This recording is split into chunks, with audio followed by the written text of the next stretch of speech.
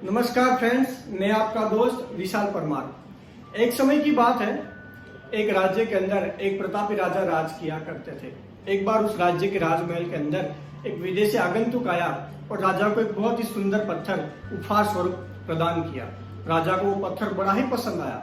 राजा ने उस पत्थर से भगवान विष्णु की मूर्ति बनाकर राजमहल के मंदिर में प्रस्थापित करने का निर्णय लिया और मूर्ति निर्माण का कार्य उसने राज्य के महामंत्री को सौंप दिया।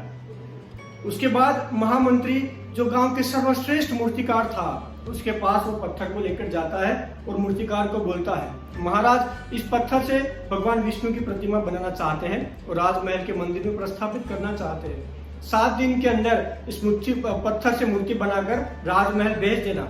तुम्हें 40 स्वर्ण मुद्राओं का इनाम दिया जाएगा। 40 स्वर्ण मुद्राओं का नाम सुनकर मूर्तिकार बहुत ही खुश हो गया और उसने मूर्ति निर्माण का काम चालू कर दिया। मूर्ति निर्माण करने के लिए उसने अपने थैले में से हथौड़ा निकाला और वो पत्थर पर प्रहार करना स्टार्ट किया।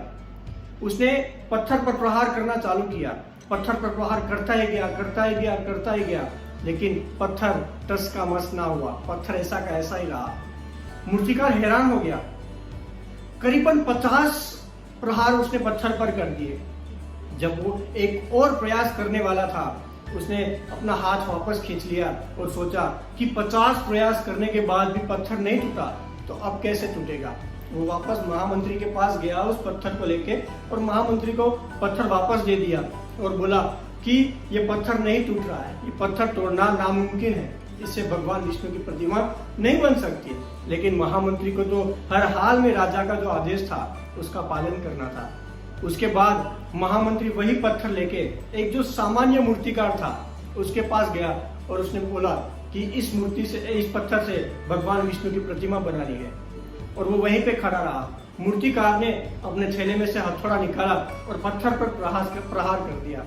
और यकीन मानिएगा दोस्तों, पहले ही प्रयास से वो पत्थर टूट गया और उसके बाद वो सामान्य मूर्तिकार ने वो पत्थर में से बहुत अच्छी भगवान विष्णु की प्रतिमा बना दी। ये कहानी से हमें क्या सीख मिलती है मित्रों? हम भी अपने जीवन में ऐसी परिस्थितियों से 2-4 होते रहते हैं। कई बार किसी कार्य को करने के पूर्व या किसी समस्या के सामने आने पर उसका निराकरण करने के पूर्व ही हमारा आत्मविश्वास डगमगा जाता है और हम प्रयास किए बिना ही हार मान लेते हैं। कई बार हम 1-2 प्रयास में असफलता मिलने पर आगे प्रयास करना ही छोड़ देते हैं, जबकि हो सकता है कि कुछ प्रयास और करने पर कार्य पूर्ण हो जाता है या समस्या का समाधान हो जाता है। यदि जीवन में सफलता प्राप्त करनी है तो बार बार असफल होने पर भी जब तक प्रयास करना नहीं छोड़ना चाहिए, जब तक सफलता नहीं मिल जाती। क्या पता जिस प्रयास को करने के पूर्व हम हाथ खींच ले वही हमारा अंतिम प्रयास हो और उससे हमें कामयाबी प्राप्त हो जाए।